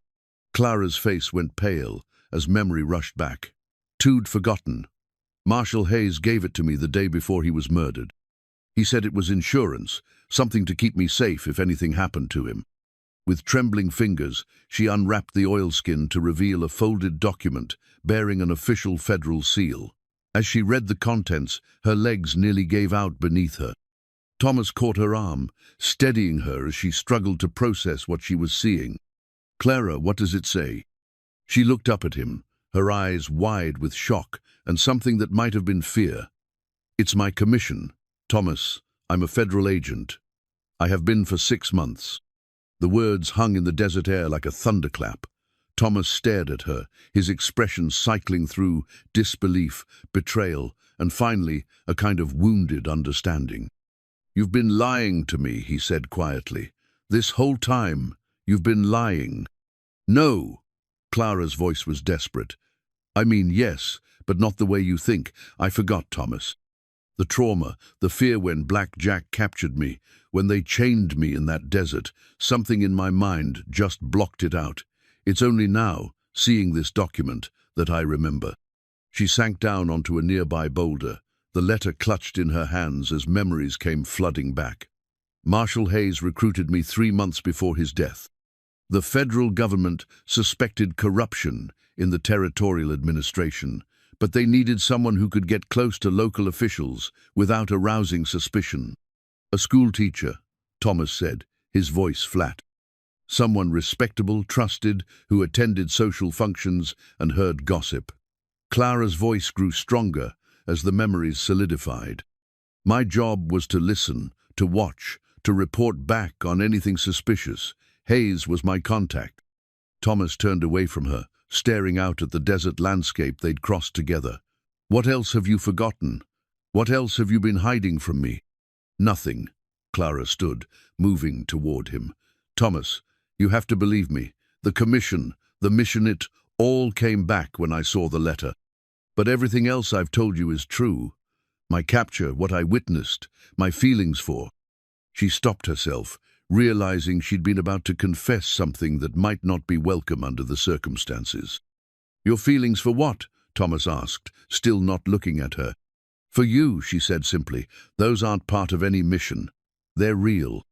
Thomas was quiet for a long moment, processing this revelation and its implications. When he finally turned back to her, his expression was guarded, but no longer hostile. "What exactly was your mission? What were you supposed to discover?" Clara unfolded the letter completely, reading through the detailed instructions she'd somehow suppressed from her memory. I was investigating the Territorial Mining Commission, specifically Heinrich Kruger's activities. The federal government suspected he was selling information about mine surveys and mineral rights to foreign investors. Foreign investors, Thomas repeated, like the man you heard talking with Black Jack. It's all connected. Kruger was feeding information to European cartels who were buying up mining claims based on insider knowledge. But they needed muscle to protect their investments, to drive off legitimate claimants and eliminate federal investigators. Enter Black Jack Malone. Clara nodded, the full scope of the conspiracy finally becoming clear. Hayes must have figured it out. That's why he was at the school that Ninth was meeting me to get my latest report. But Black Jack was already suspicious, already watching. Thomas sat down beside her on the boulder, his anger giving way to professional interest. If you're a federal agent, then your testimony would carry more weight with authorities. Judge Morrison would have to listen to you. But it also means Black Jack knows who I really am now. He's not just trying to kill a witness, he's trying to kill a federal operative. That makes this a matter of national security. The implications were staggering. If foreign cartels were manipulating American territorial development, if they were using outlaws to eliminate federal agents, then the conspiracy reached far beyond simple robbery and murder. It was an act of war, conducted through surrogates and hidden behind layers of corruption. There's something else, Clara said, reading further into the document. Other agents. I wasn't working alone. Thomas leaned closer, reading over her shoulder. Agent Sarah Mitchell, operating undercover as a telegraph operator in Las Cruces. Agent David Foster, posing as a mining engineer in Silver Creek. If they're still alive, still in position, we might have allies we didn't know about. Clara folded the letter carefully, her mind racing with possibilities. But we also might have exposed them by heading to those locations. Or they might have intelligence we need. Thomas stood, beginning to pace as he thought through the tactical implications. If Foster is really in Silver Creek, he might know whether Judge Morrison is actually there, or if it's a trap. Clara watched him pace, seeing the lawman he'd once been emerging more clearly. The revelation of her true identity seemed to have awakened something in him, a sense of purpose that went beyond personal justice. "You're not angry with me anymore," she observed. Thomas paused in his pacing. "I'm angry that you didn't trust me with the truth from the beginning. But I understand why you couldn't remember, and I understand why the mission was classified." He looked at her directly. "What I need to know now is whether your feelings for me are part of the cover or something real." Clara stood and moved closer to him, close enough that she could see the flecks of gold in his grey eyes. "Federal agents don't seduce former sheriffs as part of their cover, Thomas. What I feel for you happened despite the mission, not because of it." Thomas studied her face for a long moment, searching for any sign of deception. Whatever he saw there seemed to satisfy him, because when he spoke again, his voice was gentler. "I believe you, but this changes everything, Clara. If you're a federal agent, then we're not just running from outlaws anymore. We're carrying intelligence that could prevent a foreign takeover of American territory. And if Black Jack realizes what I am, what I know, he'll move heaven and earth to kill us before we can report back." Thomas retrieved his rifle, checking the action with practiced efficiency. "We need to reach Silver Creek, but we also need to assume that every person we encounter could be compromised." Clara secured the letter in her vest pocket, closer to her heart than the wooden cross Rosa had given her. Both were talismans, no one representing the faith of ordinary people in the possibility of justice, the other representing the formal power of law and government to protect the innocent. "Agent Fosterif, he's really in Silver Creek. How will we identify him?" Thomas consulted the map he'd drawn from his cache. "The letter mentions he's posing as a mining engineer. In a place like Silver Creek, there probably aren't many engineers around. We'll have to take our chances." As they resumed their climb toward the abandoned mining camp, Clara's mind raced with the implications of her recovered memory. She was no longer just a witness to Blackjack's crimes. She was a federal operative carrying intelligence that could bring down an international conspiracy. The weight of that responsibility was almost overwhelming. But she was also no longer alone in carrying that burden. Thomas might not be a federal agent, but he was something just as valuably a man with intimate knowledge of the territory, extensive law enforcement experience, and an unshakable moral code. Together, they might actually have a chance of completing her mission. "Thomas," she said as they paused to rest near a natural spring, "what happens after we expose Blackjack's organization? What happens to us?" He was quiet for a moment, filling their canteens with the cool mountain water. "I suppose that depends on whether we survive long enough to worry about it. But if we do," he looked up at her, and she saw something in his expression that made her heart race. "I'd like to find out what we could build together. Not as a federal agent and an ex-sheriff, but as Clara and Thomas. Even knowing that my work might take me away from here, that I might be assigned to other missions, other territories. Even knowing that." Thomas capped his canteen and shouldered his pack. "We've both learned that life's too short and too uncertain to waste time on fear. If we have a chance at happiness, we should take it." Clara felt a warmth spread through her chest that had nothing to do with the desert sun. Despite everything they'd endured, despite the danger that still surrounded them, she found herself believing in the possibility of a future beyond survival. But first, they had to reach Silver Creek alive. And as they crested the final ridge before the mining camp, Clara could see smoke rising from several buildings below a sign that the supposedly abandoned settlement was very much occupied. "Too much smoke for just a few remaining miners," Thomas observed, studying the scene through his spyglass. "And those buildings look too well maintained for an abandoned camp." Clara accepted the spyglass and focused on the settlement below. What she saw made her blood run cold. "Thomas, those men by the main building, they're wearing badges. Territorial deputies. Or people dressed like territorial deputies." Clara adjusted the focus, studying the figures more closely. "I count at least 8 men, all armed. And there by the mine entrance, isn't that Santos?" Thomas took back the spyglass and confirmed her observation. "It's a trap. They're using Silver Creek as bait, waiting for us to walk into it. But what about Agent Foster, if he's really down there? Then he's either compromised, dead, or maintaining his cover so deep that we can't count on his help." Thomas lowered the spyglass, his expression grim. "We need to assume we're on our own." Clara studied the terrain around the mining camp, looking for advantages. The settlement was built in a natural bowl surrounded by rocky hills, with only one main access road. It was a perfect place to trap someone, but it was also a perfect place to be trapped if the occupiers couldn't escape quickly. "What if we don't go down there?" she suggested. "What if we find another way to contact Judge Morrison? Morrison was supposed to be holding court in Silver Creek today. If he's not there, we'll have to track him down elsewhere. And every day we spend searching is another day for Blackjack to consolidate his power and eliminate other federal agents." The dilemma was clear. They could try to infiltrate the trap and potentially save Foster and complete the mission, or they could retreat and try to find another way to contact federal authorities. Either choice carried enormous risks. "There's a third option," Clara said suddenly. "What if we turn the trap against them?" Thomas looked at her with interest. "What do you have in mind?" Clara pointed to the hills surrounding the mining camp. "They're expecting us to come down the main road, walk right into their ambush. But what if we came from above? What if we could get close enough to their position to turn this from an ambush into a siege? You're talking about a direct assault on 8 armed men. I'm talking about using the terrain and our knowledge of their plans against them. They think we're desperate fugitives.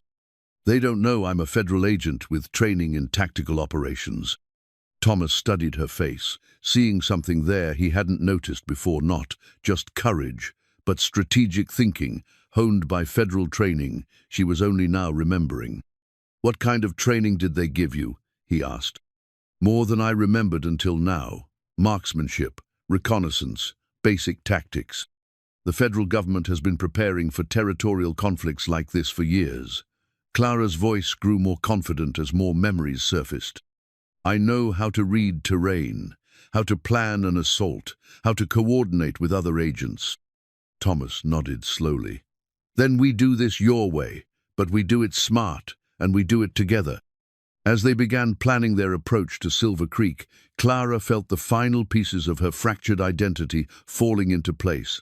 She was no longer just a schoolteacher, or just a witness, or just a fugitive. She was Federal Agent Clara Martinez, and she had a job to finish. Thomas spread his hand-drawn map across a flat rock, weighing down the corners with small stones to prevent the mountain wind from stealing their battle plan. The afternoon sun cast sharp shadows across the parchment, highlighting the tactical positions he'd marked around Silver Creek in careful detail. 8 men that we can see, he said, pointing to small X marks scattered around the mining camp. 2 at the main entrance, 2 more by the old assay office, 3 patrolling the perimeter, and Santos positioned near what looks like a command post by the mine superintendent's building. Clara studied the map, her federal training helping her visualize the defensive positions and potential lines of attack. They're spread thin, trying to cover too much ground.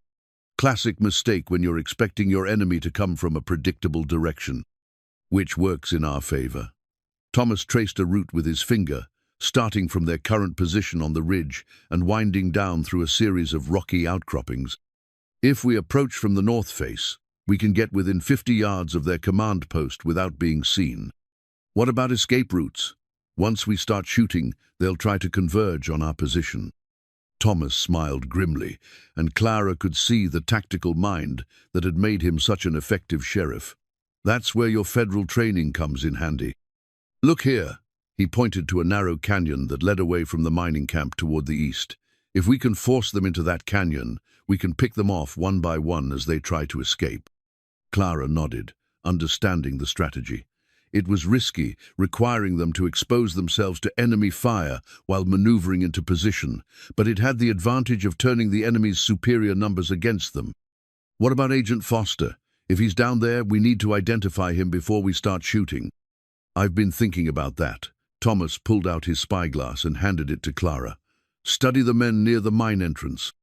Look for someone who doesn't quite fit, too clean, too careful, not comfortable with his weapon. Clara focused the spyglass on the mining camp, studying each visible figure with the careful attention to detail that had made her a good teacher and apparently a capable federal agent. After several minutes, she found what she was looking for. There, she said, handing the spyglass back to Thomas. The man by the minecart tracks. He's wearing work clothes, but they're too new. And look at how he holds his rifle like someone who's had training but doesn't use it regularly. Thomas confirmed her observation. That's got to be Foster. He's positioned himself where he can see the entire camp, but also has quick access to the mine tunnels if he needs to escape. So we have a potential ally, but we can't count on him for support until we can establish contact.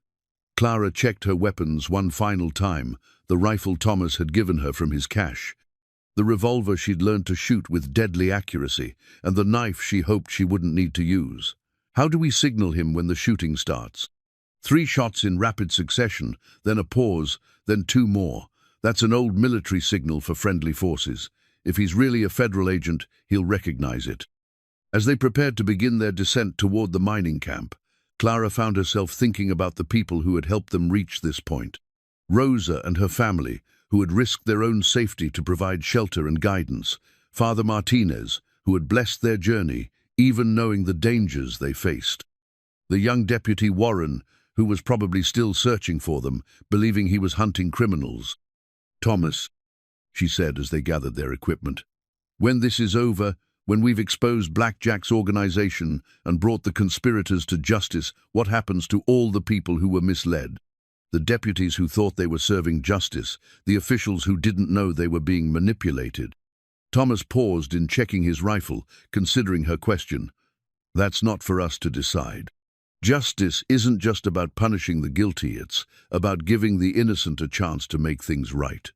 Most of those people, when they learn the truth, will want to be part of the solution. And the ones who don't? Then they'll face the consequences of their choices. Thomas's voice was hard but not cruel. "We can't save everyone, Clara. All we can do is give people the truth and trust them to do the right thing with it." Clara nodded, understanding the wisdom in his words. Her federal training had taught her about the complexities of law enforcement, about the delicate balance between justice and mercy. But it had been her experience with Thomas, their shared trials in the desert, that had taught her about the human cost of that balance. As they began their careful descent down the north face of the ridge, Clara felt a strange sense of completion. Everything that had happened to her recruitment as a federal agent, her capture by Black Jack's gang, her rescue by Thomas, their flight across the desert had led to this moment. She was no longer running from her past or toward an uncertain future. She was living fully in the present, using every skill she possessed to serve justice. The terrain was treacherous, requiring them to move slowly and carefully to avoid starting rock slides that would alert the men below. Clara's feet, now toughened by weeks of desert travel, found purchase on narrow ledges and loose scree. Her hands, calloused from handling weapons and tools, gripped the rocky handholds with confidence. Halfway down the ridge, they encountered their first obstacle patrol, consisting of 2 of Black Jack's men making their way up the trail they needed to use. Thomas signaled for Clara to take position behind a large boulder while he moved to intercept them. What followed was swift and silent. Thomas approached the first man from behind, dispatching him with his knife before the outlaw could cry out. The second man, alerted by his partner's sudden collapse, reached for his gun but never cleared leather. Clara's shot took him center mass, the sound of the gunfire echoing off the canyon walls like thunder. "So much for stealth," Thomas said as shouts erupted from the mining camp below. "They know we're here now." Clara could see men running between the buildings, taking defensive positions and scanning the ridgeline for targets. Santos's voice carried clearly across the desert air as he barked orders, organizing his remaining forces for a siege. "Change of plans," she said, studying the new tactical situation. "They're hunkered down now, waiting for us to come to them. We need to draw them out. What do you suggest?" Clara pointed to a small building at the edge of the mining camp, what looked like a powder magazine, where explosives for mining operations would have been stored. "If we can reach that building and set it off, the explosion will force them out of their defensive positions. That's assuming there's still powder in there, and assuming we can reach it without getting killed." One way to find out.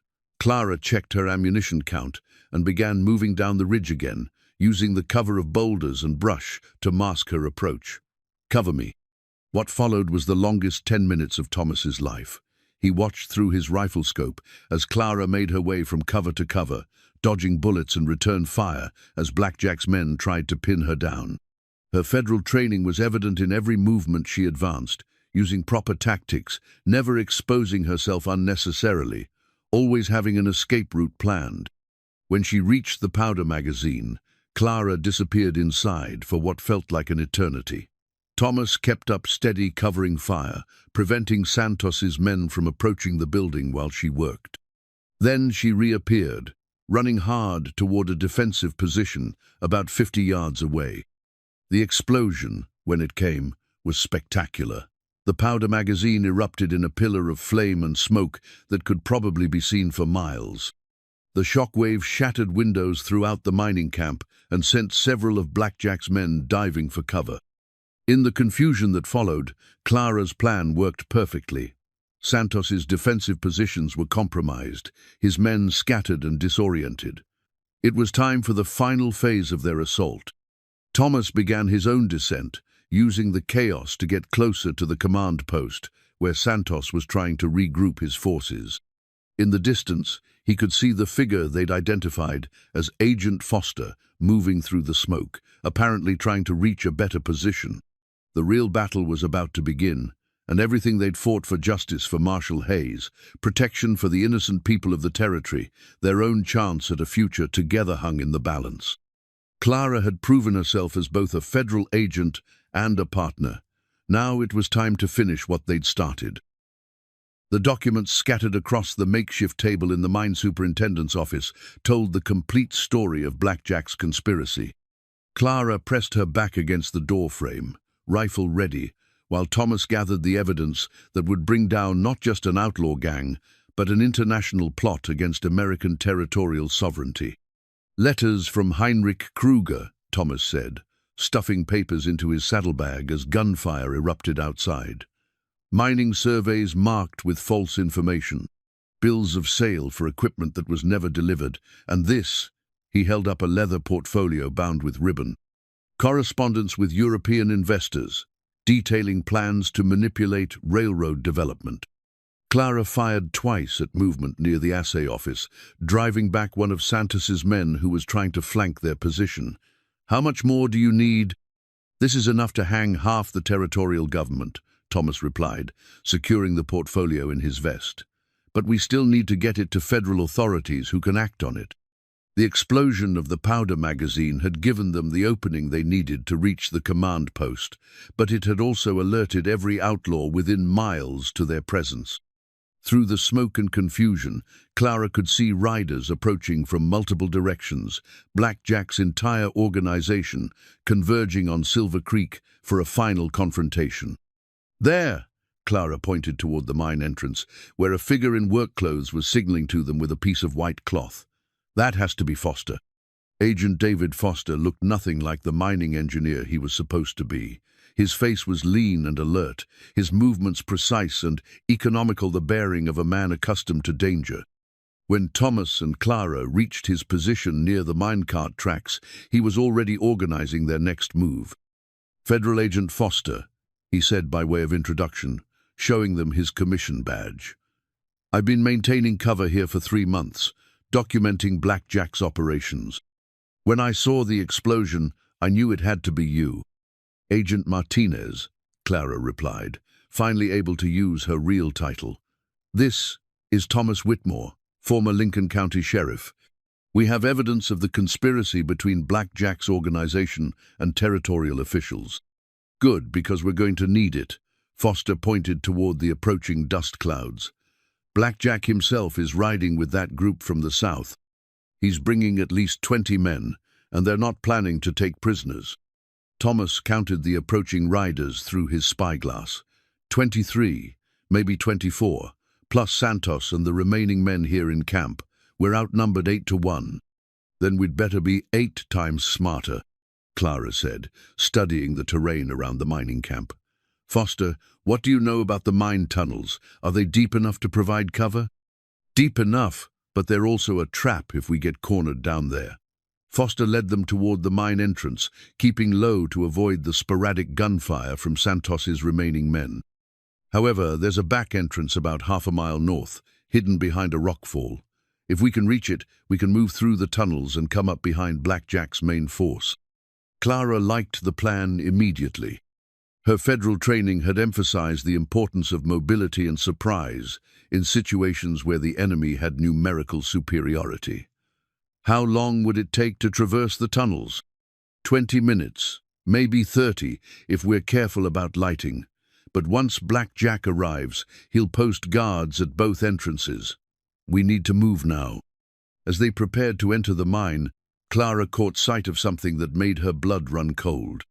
Riding at the head of the approaching column was a figure she recognized, not Blackjack, but Deputy Warren, the young lawman they'd encountered days earlier. Santos had apparently convinced him that they were dangerous criminals who needed to be stopped at any cost. "Thomas," she said, pointing toward the approaching riders. "Warren's with them. They've turned him completely." Thomas studied the young deputy through his spyglass, his expression grim. "He's riding point for the main column, probably thinks he's about to arrest a couple of murderers. Santos has played this perfectly. He's got legitimate law enforcement providing cover for Blackjack's operation." The implications were staggering. If federal agents killed territorial deputies, even corrupt ones, it would create a political crisis that could undermine the entire territorial government. Blackjack was using Warren and probably other honest lawmen as human shields, forcing Clara and Thomas to choose between completing their mission and avoiding a bloodbath. "We need to separate Warren from the main group," Clara said. "Give him a chance to learn the truth before it's too late." "How?" Foster asked. Once the shooting starts, he'll be just another target. Clara was quiet for a moment, thinking through possibilities. Then she reached into her vest and withdrew her federal commission, the document that had revealed her true identity. What if we could get this to him? Show him what's really happening here. He'll think it's forged, Thomas pointed out. Black Jack's probably told him we're desperate criminals who'll say anything to avoid capture. Then we show him something he can't dismiss. Clara began writing quickly on the back of the commission document, using a pencil from her pack. A message about the real conspiracy, with details only a federal agent would know. Names, dates, specific criminal acts. If Warren's really an honest lawman, he'll recognize the truth when he sees it. Foster nodded approvingly. It's worth trying, but how do we get it to him without getting shot? I know Warren, Thomas said. He's young, but he's not stupid. If we can arrange a parley, get him to listen for just a few minutes, we might be able to turn him. The sound of approaching hoofbeats was getting louder, and Clara could see individual riders now through the dust and smoke. Black Jack himself was unmistakably a tall man with a black beard and the bearing of someone accustomed to command. He rode with the confidence of a man who believed he'd finally cornered his enemies. Into the mine, Foster ordered. We'll use the tunnels to get behind them, then try to separate Warren from the main group. It's our only chance. As they descended into the darkness of the abandoned silver mine, Clara felt the weight of the federal commission in her pocket, not just as identification, but as a symbol of everything they were fighting for. The rule of law, the protection of the innocent, the idea that justice could triumph over corruption if good people were willing to fight for it. The mine tunnels were a maze of interconnected passages, some natural caves that had been expanded by miners, others carved entirely from the living rock. Foster led them confidently through the darkness, his familiarity with the layout allowing them to move quickly, despite the danger of cave-ins and hidden shafts. Behind them, they could hear the sounds of Black Jack's men taking positions around the mining camp, calling out orders and organizing search parties. It wouldn't be long before someone thought to check the mine entrances, but by then Clara hoped they would be in position to turn the tables on their pursuers. As they emerged from the hidden back entrance, Clara could see the full scope of Black Jack's operation. At least 30 men now surrounded Silver Creek, armed with rifles and positioned to prevent any escape. It was an impressive show of force, but it was also an opportunity. With so many men concentrated in one area, a small group with superior tactics could cause disproportionate damage. There, Foster pointed toward a rocky outcropping that overlooked the main camp. We can set up a crossfire from that position, force them to choose between cover and mobility. Clara studied the terrain, her mind automatically calculating angles of fire and escape routes. But she also found herself thinking about Warren, about the choice he would have to make when he learned the truth about the men he was fighting alongside. The final battle was about to begin, and everything they'd sacrificed to reach this point would be tested in the crucible of combat. Thomas pinned his tarnished deputy star to his vest with steady hands, the metal catching the last rays of desert sunlight. The badge felt heavier than he remembered, weighted with years of regret and the promise of redemption. Around him, the sounds of Black Jack's men positioning themselves for the final assault echoed off the canyon walls. "You don't have to do this," Clara said, checking her rifle one last time. "The badge doesn't make you more of a lawman than you already are." "Maybe not. But it reminds me who I used to be and who I can be again." Thomas looked toward the mining camp, where Deputy Warren was taking position with Black Jack's main force. "That boy down there, he still believes in justice, even if he's been misled about who serves it. I want him to see that some of us never stopped fighting for what's right." Agent Foster had taken position on the opposite side of the canyon, creating the crossfire they needed to break up Black Jack's defensive positions. The plan was simple, in theory: force the outlaws out of cover, separate Warren from the main group, and eliminate Black Jack before he could escape with knowledge that would compromise other federal operations. In practice, Clara knew it would be chaos. The attack began at sunset, when the changing light would make it harder for Black Jack's men to see their attackers clearly. Foster's rifle cracked from across the canyon, the shot taking down one of the sentries near the mine entrance. Immediately, the entire camp erupted in confusion as men scrambled for cover and tried to locate the source of the gunfire. Thomas and Clara opened fire from their position on the ridge, their shots carefully aimed to drive the outlaws toward the center of the camp, where they would be most vulnerable. Clara's federal training served her well. She moved and fired with professional precision, each shot calculated for maximum tactical effect. But it was the sight of Thomas in action that truly impressed her. The star on his vest seemed to transform him, restoring the confidence and authority that had made him a legendary sheriff. He moved through the rocks like a ghost, appearing just long enough to take a shot before vanishing again, always staying one step ahead of return fire. There, Clara pointed toward a group of men trying to reach the horses tied near the assay office. Warren's with them. Thomas studied the situation through his rifle scope. The young deputy was indeed moving with a group of outlaws, but his body language suggested confusion rather than commitment. He kept looking around as if trying to understand what was happening, why federal agents were shooting at territorial lawmen. "Cover me," Thomas said, beginning to work his way down toward the camp. "I'm going to try to reach him." Clara wanted to protest, to point out that exposing himself to get close to Warren was tactically unsound. But she also understood that this wasn't just about tactics anymore.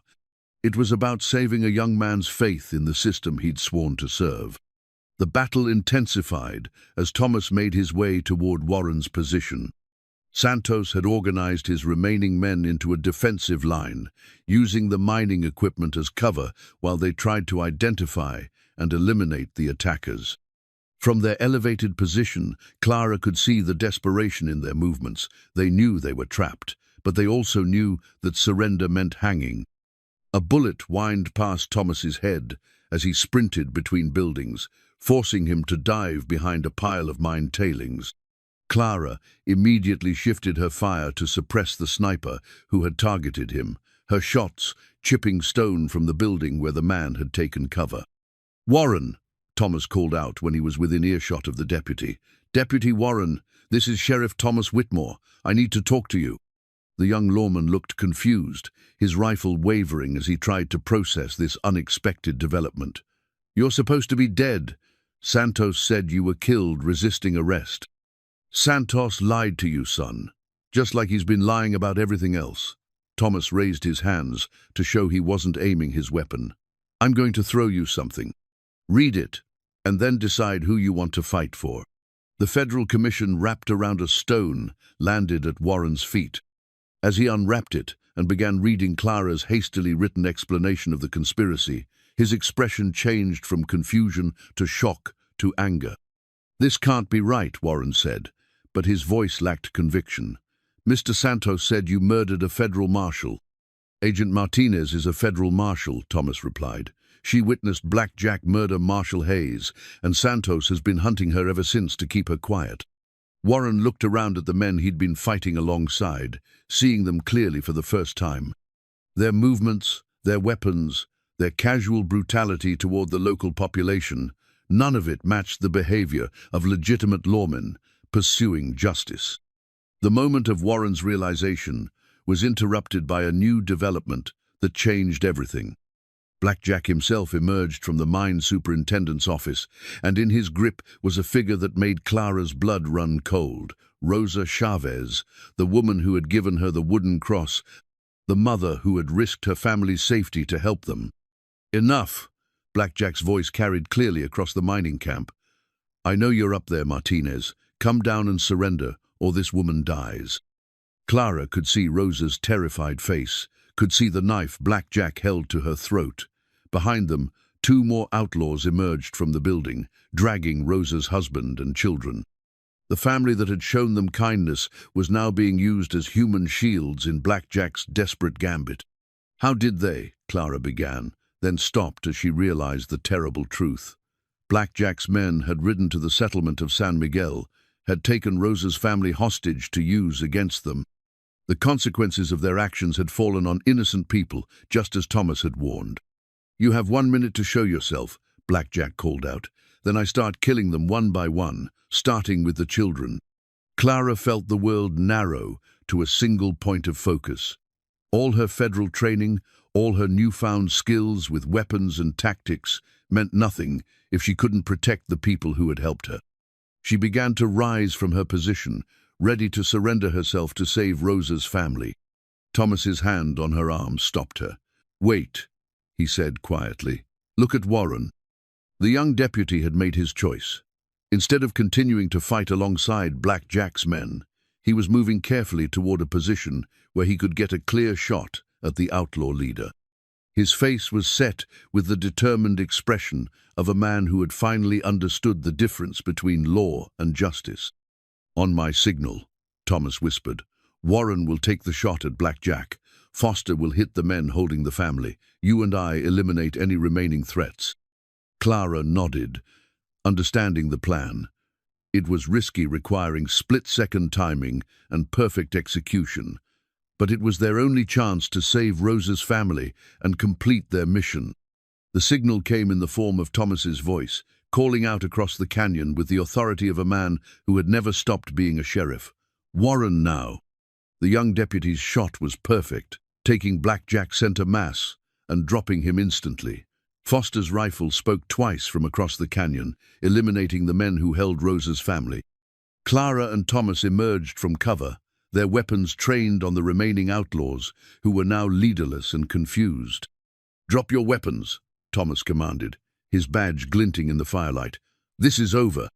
One by one, the surviving outlaws laid down their guns and raised their hands.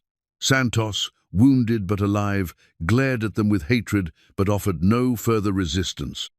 The conspiracy that had threatened the entire territory was finally broken. As Clara ran toward Rosa's family to make sure they were unharmed, she felt the wooden cross in her pocket and understood its true meaning. It wasn't just a symbol of faith, it was a reminder that good people would always find ways to help each other, even in the darkest times. The battle was won, but the work of justice was just beginning. The deed to their new ranch felt crisp and official in Clara's hands as she stood on the porch of what would soon be their home. The small adobe house sat in a valley 20 miles north of Las Cruces, far enough from the territorial capital to avoid the political aftermath of Blackjack's conspiracy, close enough to the growing community for Clara to establish her new school. 6 months had passed since the confrontation at Silver Creek. The evidence they'd gathered had brought down Heinrich Kruger and a dozen other corrupt officials, while exposing the foreign cartel's attempts to manipulate American territorial development. Federal marshals had arrested conspirators from Santa Fe to Denver, and the territorial government had been reformed under new leadership. Thomas emerged from the house carrying 2 cups of coffee, his movements still careful due to the bullet wound he'd taken during the final battle. The injury had healed well, but it served as a permanent reminder of how close they'd come to losing everything. "Deputy Warren stopped by while you were in town," he said, settling into the chair beside her on the porch. "He wanted to thank us again for opening his eyes to the truth." Clara smiled, thinking about the young lawman who had found the courage to choose justice over misguided loyalty. Warren had been promoted to sheriff of Doña Ana County, and his first official act had been to establish new protocols for verifying the legitimacy of federal warrants and territorial orders. "What did you tell him?" "That he did the hard part himself. We just gave him the information he needed to make the right choice." Thomas sipped his coffee, his gaze distant. He also brought news from Agent Foster. "The federal investigation is wrapping up, and there's talk of establishing a permanent territorial security office to prevent future conspiracies." Clara nodded, unsurprised by the development. Her own federal commission had been officially restored with commendation, and she'd been offered a position heading the new office. But she'd turned it down, choosing instead to request assignment to education and community development work that would allow her to build rather than hunt. "Any regrets?" Thomas asked, reading her expression. "About turning down the promotion?" "No." Clara reached over and took his hand, their fingers intertwining naturally. "I spent enough time chasing outlaws and conspirators. I'd rather spend my energy teaching children to read and helping communities grow strong enough to resist corruption on their own. The deed to their new ranch felt crisp and official in Clara's hands as she stood on the porch of what would soon be their home. The small adobe house sat in a valley 20 miles north of Las Cruces, far enough from the territorial capital to avoid the political aftermath of Blackjack's conspiracy, close enough to the growing community for Clara to establish her new school. 6 months had passed since the confrontation at Silver Creek. The evidence they'd gathered had brought down Heinrich Kruger and a dozen other corrupt officials, while exposing the foreign cartel's attempts to manipulate American territorial development. Federal marshals had arrested conspirators from Santa Fe to Denver, and the territorial government had been reformed under new leadership. Thomas emerged from the house carrying 2 cups of coffee, his movements still careful due to the bullet wound he'd taken during the final battle. The injury had healed well, but it served as a permanent reminder of how close they'd come to losing everything. "Deputy Warren stopped by while you were in town," he said, settling into the chair beside her on the porch. "He wanted to thank us again for opening his eyes to the truth." Clara smiled, thinking about the young lawman who had found the courage to choose justice over misguided loyalty. Warren had been promoted to sheriff of Doña Ana County, and his first official act had been to establish new protocols for verifying the legitimacy of federal warrants and territorial orders. "What did you tell him?" "That he did the hard part himself.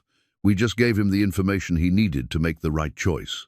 Thomas sipped his coffee, his gaze distant. He also brought news from Agent Foster. "The federal investigation is wrapping up, and there's talk of establishing a permanent territorial security office to prevent future conspiracies." Clara nodded, unsurprised by the development. Her own federal commission had been officially restored with commendation, and she'd been offered a position heading the new office. But she'd turned it down, choosing instead to request assignment to education and community development work that would allow her to build rather than hunt. "Any regrets?" Thomas asked, reading her expression. "About turning down the promotion?" "No." Clara reached over and took his hand, their fingers intertwining naturally. "I spent enough time chasing outlaws and conspirators. I'd rather spend my energy teaching children to read and helping communities grow strong enough to resist corruption on their own." Thomas squeezed her hand gently. "And the other decision? Marrying a broken-down ex-sheriff with more scars than sense?" Clara laughed, the sound carrying across the valley like music. "Especially not that decision, though I might have to reconsider if you keep calling yourself broken down." They sat in comfortable silence, watching the sun set over the mountains that had once seemed so hostile and were now simply home. In the distance, Clara could see the small schoolhouse that was nearing completion, built with lumber, donated by grateful families, and labor provided by men who understood the value of education in building strong communities. Rosa Chavez and her family had been among the first to settle in the valley, drawn by the promise of good land and honest law enforcement. Rosa's children would be among Clara's first students, along with Warren's younger brother and the children of several families who had moved to the area specifically because of its reputation for justice and opportunity. "There's something I need to tell you," Clara said, reaching into her pocket and withdrawing a familiar object, Rosa's wooden cross, worn smooth by years of handling and weeks of desperate prayer. "I've been carrying this since the day Rosa gave it to me, but I think it's time to pass it on." "To whom?" "To our school, as a reminder that faith and education go hand in hand, that both require people willing to stand up for what's right." Clara smiled, imagining the cross hanging in the schoolroom where children would see it every day. Rosa's grandmother carried it through the Apache Wars. Rosa carried it through poverty and hardship. I carried it through the desert and the battle with Blackjack. Now it should inspire the next generation. Thomas nodded, understanding the symbolism. A legacy of courage, passed from one generation to the next. Exactly. Clara stood, pulling him up beside her. "Come on, there's one more thing I want to show you before it gets too dark." They walked together toward the partially completed schoolhouse, their footsteps echoing in the evening stillness. Inside, the basic structure was complete wooden floors, whitewashed walls, and large windows that would let in plenty of natural light. But it was what Clara had painted on the wall behind where her desk would sit that made Thomas smile. In careful script, she had written a simple message. Justice is not just the absence of corruption, but the presence of people willing to fight for what is right. Marshall Hayes would have liked that, Thomas said. I hope so. I hope everyone who enters this room understands that education is not just about learning facts, but about learning to think for yourself, to stand up for others, to make the world a little better than you found it. As they stood in the empty schoolroom, Clara could almost see the children who would soon fill these desks, boys and girls whose lives would be shaped by the lessons they learned here, who would grow up understanding that one person's courage could make all the difference in the world. Do you think we'll have peace? Clara asked. Real peace, not just the absence of immediate danger. Thomas considered the question carefully. I think we'll have what we've always had, good people working to build something better and other people trying to tear it down. The difference is that now there are more of us who know the truth, who understand what we're fighting for. Clara nodded, satisfied with that answer. Perfect peace might be impossible, but the kind of peace that came from knowing you'd done everything possible to protect the innocent that was achievable. As they walked back toward their house, Clara thought about the journey that had brought them to this moment. She'd started as a naive schoolteacher who believed that education alone could solve the world's problems. She'd learned that sometimes education had to be backed up with courage, that sometimes protecting the innocent required taking up arms against those who would prey upon them. But she'd also learned that the ultimate goal was always to return to building, to teaching, to creating communities strong enough to resist corruption from within and threats from without. The weapons and tactics she'd mastered were tools to be used when necessary, but they were not the end goal. The end goal was a peaceful valley, where children could learn and families could prosper under the protection of just laws enforced by honest people. Thomas opened the door to their house, and warm light spilled out onto the porch. Inside, Clara could see the books she'd ordered for the new school, stacked carefully on the table where they would be sorted and catalogued. Beside them lay Thomas's commission as the valley's first sheriff, signed by territorial authorities who had been thoroughly vetted for honesty and integrity. "Ready to go inside, Mrs. Whitmore?" Thomas asked, using the name she would officially take in just 2 weeks when the territorial judge arrived to perform their wedding ceremony. Clara Martinez Whitmore, federal agent, teacher, wife, protector of the innocent, builder of communities. She liked the sound of all of those titles and the way they worked together to create someone stronger than any of them alone. "Ready," she said, and stepped into the light.